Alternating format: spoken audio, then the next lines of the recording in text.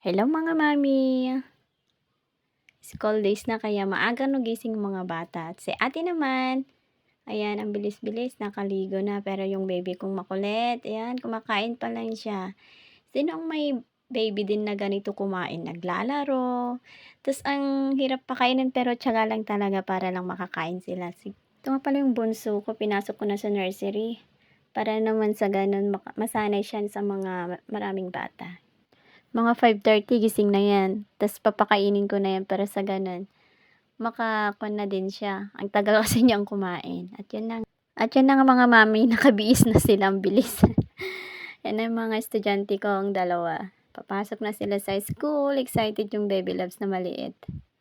'Yan na guys, papasok na sila, naka-holding hands pa talaga sila, pati yung ate niya talagang excited na 'yan kasi paggabi lagi niyang tinatanong, "Kailan yung pasukan mama, kailan yung pasukan?" Gano'n siya talaga.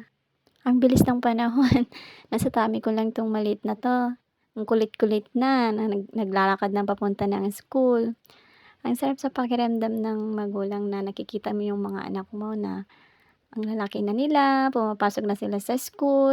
"Oh, ano baby, natameme ka diyan, naghihintay yan ng classmate." Ganyan talaga yan sa umpisa, pero ang kulit-kulit niyang anak ko na yun. At yan na nga guys, ang bilis, uwian na nila. Nung una, 'tong anak ko na 'to, akala ko ayaw niya pumasok sa room.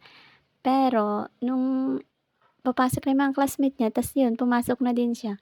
Yun parang wala lang, parang ang sarap lang sa pakiramdam. At yun na nga, ba-bye na, next time ulit.